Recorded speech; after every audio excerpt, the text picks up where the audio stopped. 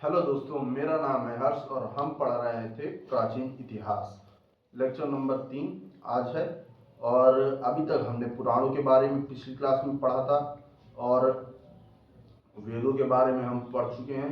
अब चलिए, अब हम बौद्ध, जैन और अन्य साहित्य पढ़ेंगे। सबसे पहले लेक्चर नंबर 3 हिस्ट्री और बौद्ध, जैन और अन्य साहित्य।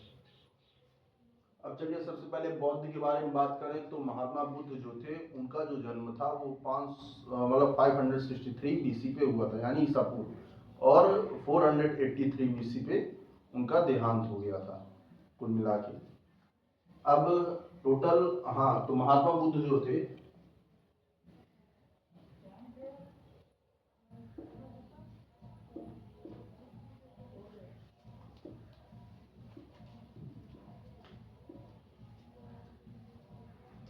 महात्मा बुद्ध जो थे उनके मतलब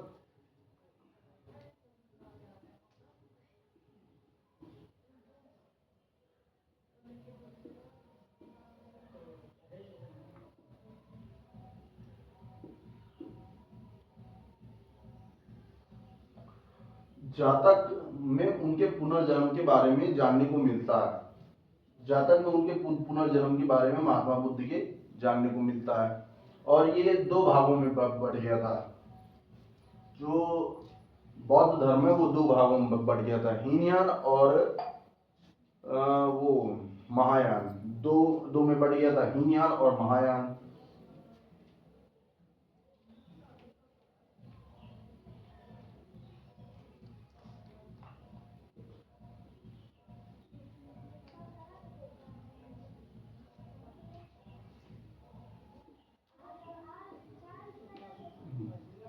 हीनयान और महायान, ये दो भागों में बट जाता है। हीनयान के बारे में तो कथा वस्तु में हम पढ़ सकते हैं। जो इसकी पुस्तक है,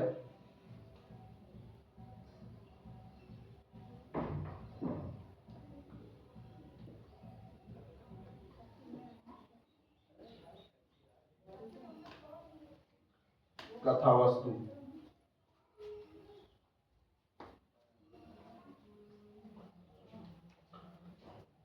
हीनयान का जो प्रमुख ग्रंथ है वो कथा वस्तु है। और ये जो मतलब बौद्ध धर्म है, ये दो भागों में बट गया था, हीनयान और महायान। और जातक जो है उसमें पुनर्जन्म के बारे में महात्मा बुद्ध के जानने को मिलता है। चलिए आगे बढ़ते हैं।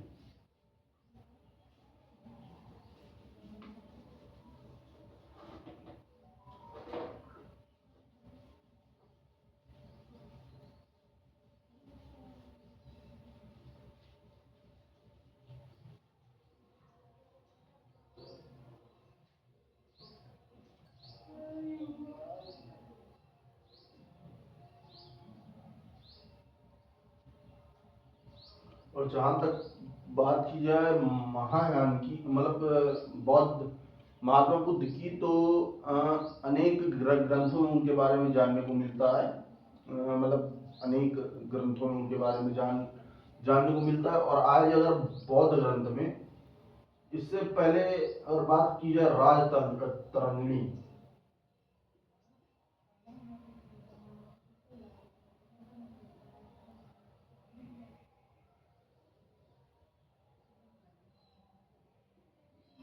तो ये पुस्तक है एक,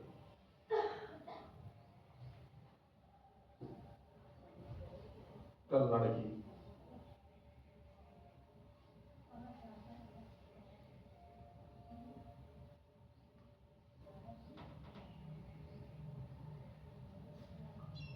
अरे, राज तरंगिणी जो पुस्तक है वो कल्हड़ की है। इसमें कई राजाओं के बारे में जानने को मिलता है। और इसको मतलब एक तरीके से नदी से भी जोड़ा जा सकता है, या तो हम ये भी कह सकते हैं राजाओं की नदी।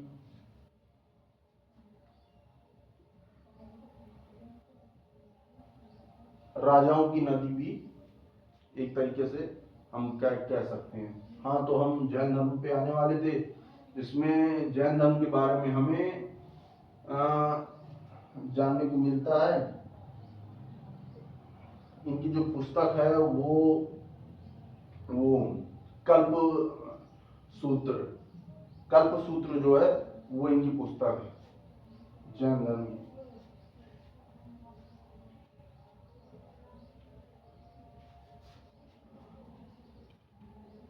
थोड़ा रेस कर दें।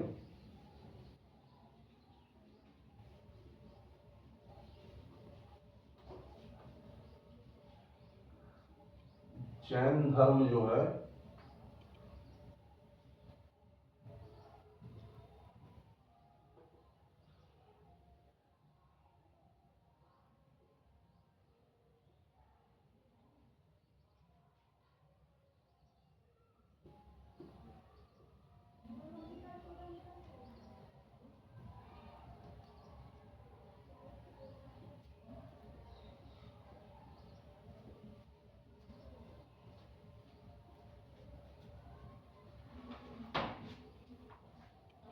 जैन धर्म का जो प्राचीन इतिहास है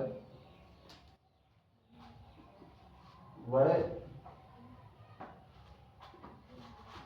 कल्प सूत्र पे मिलता है। यह इनकी पुस्तक है। कल्प सूत्र जो है वह जैन धर्म की पुस्तक है। उसमें इनका इतिहास मिलता है जैन धर्म का। अरे और एक चीज कहा जाए तो टोटल जैन धर्म में 24 तीर्थंकर हुए। पहले थे ऋषभदेव और जो आखिरी थे 24वें वो थे महावीर स्वामी। ये पता होना चाहिए।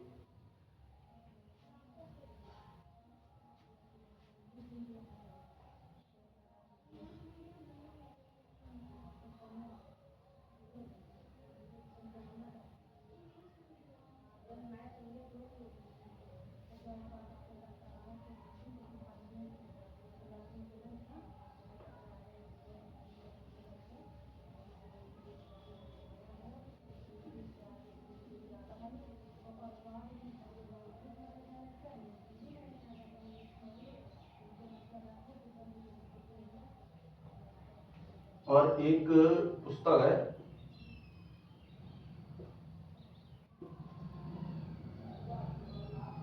अर्थशास्त्र,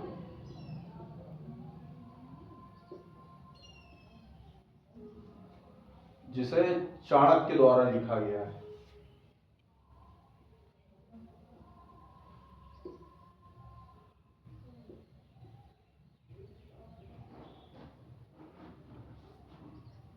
जो धनानंद के दरबार में थे उन्होंने निकाल दिया था। उन्हीं चाणक्य जिन्हें हम कौटिल्य और विष्णुगुप्त के नाम से भी कह सकते हैं।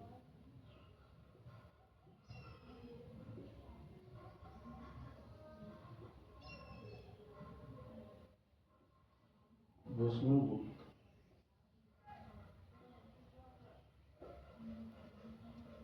बाद में चंद्रगुप्त मौर्य से मिले।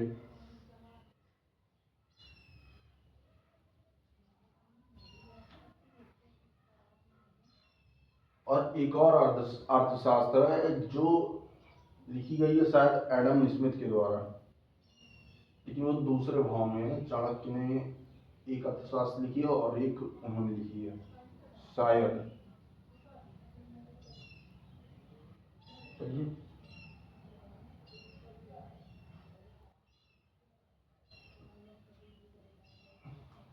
अर्थशास्त्र चाणक्य द्वारा राजतरंगिणी, कल्लड़, और राजतरंगिणी को एक तरीके से कहा जा सकता है राजाओं की नदी, और बौद्ध धर्म में महात्मा बुद्ध के बारे में पढ़ा, और जिसमें से हीनयान का जो प्रमुख ग्रंथ है वो है कथावस्तु, और जैन धर्म का जो सबसे प्राचीन है वो है कल्पसूत्र। और चलिए आगे चलते हैं, अभी जानते हैं अष्टाध्यायी पुस्तक है एक, जो सबसे पहली बार उसमें लिपि का प्रयोग किया गया था।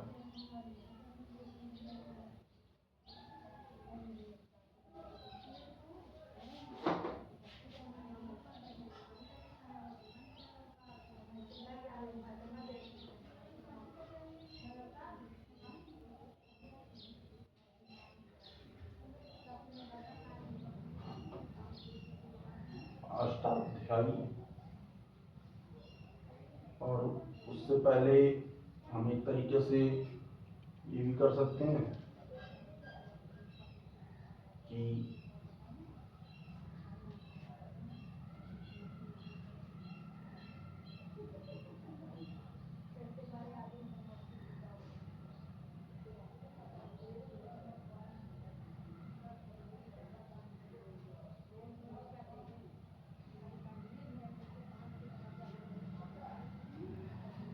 और अष्टाध्यायी और जो एक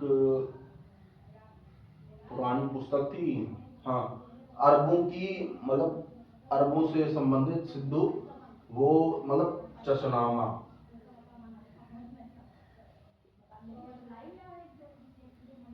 चचनामा जो पुस्तक थी, इसके लेखक थे अली अहमद। अली अहमद मिला के इन्होंने लिखी थी चचनामा। अरबों की सिंधु विजय के साथ लिखी थी चचनामा जो पुस्तक है, वो लिखी गई थी। और एक अष्टाध्यायी पुस्तक लिखी गई थी, जो मतलब उसमें पहली बार लिपि का प्रयोग किया गया था।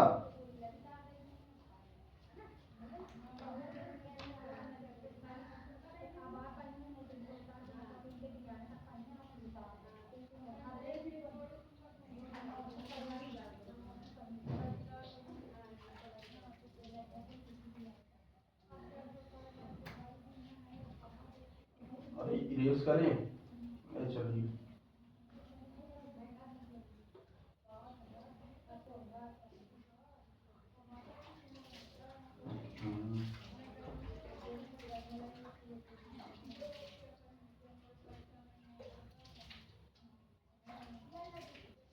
आपका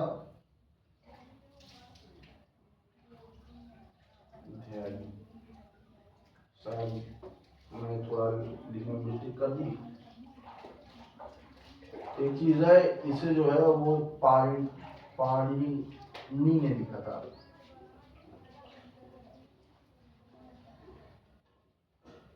अष्टाध्यायी। और पहली बार जो लिपि का प्रयोग हुआ था,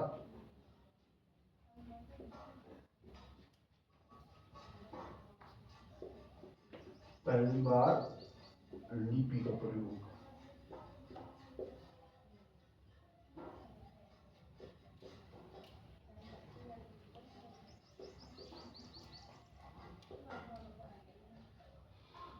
इसी पुस्तक में किया गया था। पहली बार लिपि का प्रयोग अष्टाध्यायी में, जिसे पाणिनि द्वारा लिखा गया।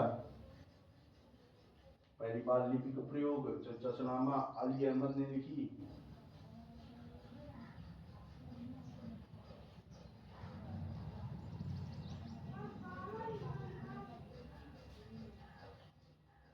अरबों की सिंधु विजय का वृत्तांत जो है, मतलब चचनामा मिलता है।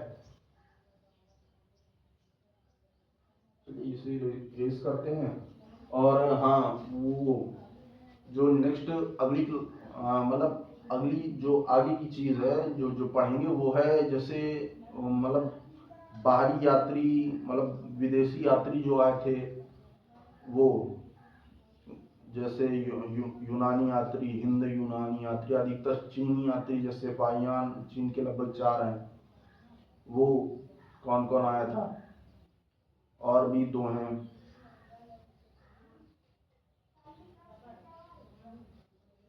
बाकी वो पढ़ना है।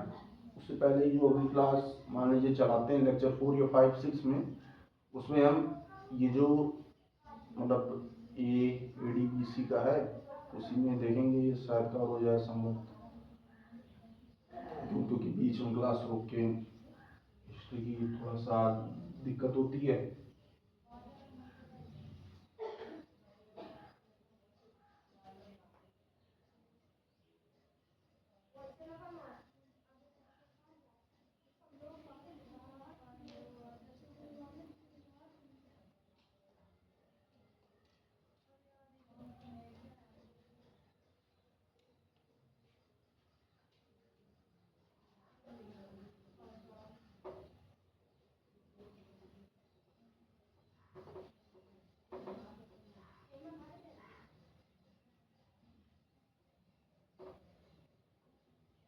पतंजलि जो थे वो पुष्यमित्र शुंग के, जो शुंग वंश के राजा थे, उनके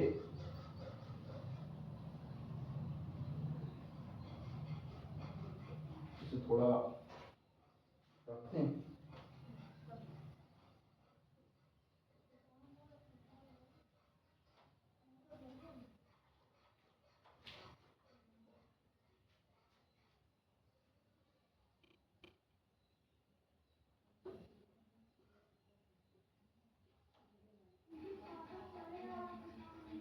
पतंजलि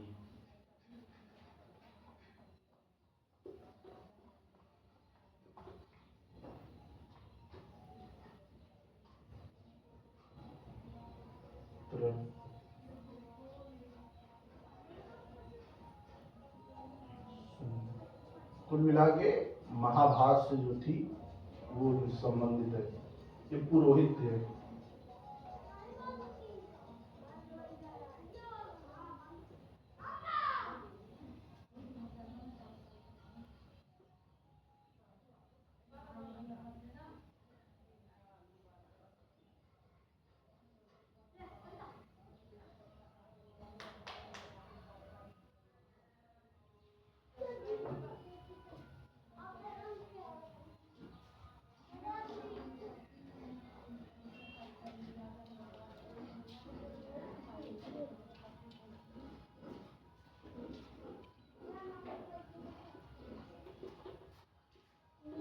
पुरोहित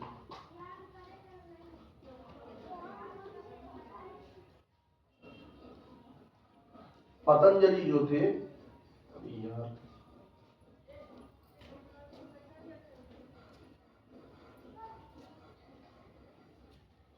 पतंजलि जो थे वो पुष्यमित्र शुंग के पुरोहित थे और इनके महाभाष्य से शुंग का मतलब शुंग वंश का जो वो था वो पता चलता था, शुंग वंश के बारे में पता चलता था।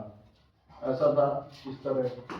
वैसे तो हमारे गांव में आज भी होली है इसलिए, लेकिन थोड़ा सा बना दिए कि मतलब थोड़ी क्लास चल जाए और बाकी जो अगला है वो मतलब लेखकों के बारे में है कि कैसा है, मतलब कौन कौन आया, यूनानी यात्री आए, चीनी यात्री आए और कुछ मतलब अफगानी इस तरह कैंगकूर लिखने वाले, मेगास्थनीज तो किसी के दरबार के यात्री थे वो भी आए। इस तरह हम क्लासेस पढ़ेंगे और बाकी है नहीं और होगा तो अगर दिमाग में आएगा तो अगली क्लास में बता देंगे। कुल मिला के पतंजलि जो थे वो पुष्यमित्र शुंग के, थोड़ा और अच्छे से लिख देते हैं, कहाँ गया,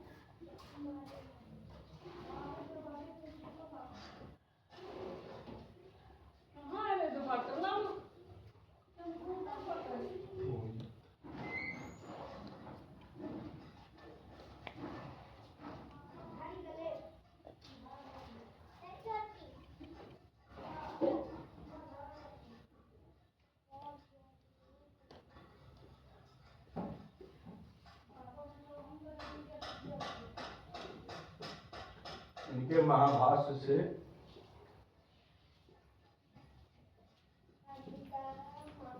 शुंग वंश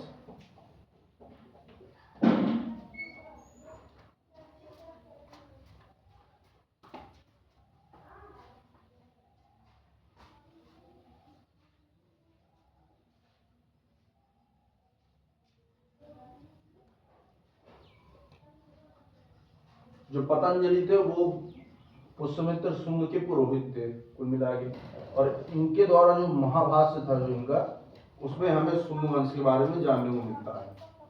टोटल ऐसा था। ठीक है, आज की क्लास इतनी ही, और थोड़ा प्रयास करते हैं कि कुछ राजनीतिक जो था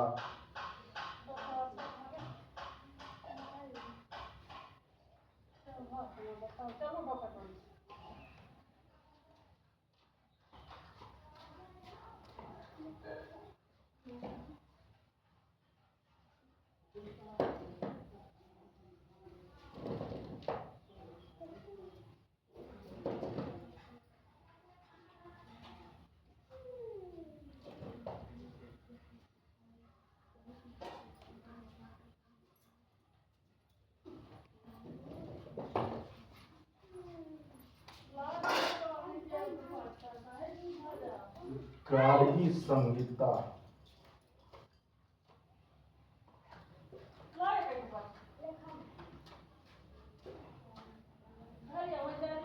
कात्यायन लेखक का नाम है और गार्गी संहिता उनकी पुस्तक का नाम है।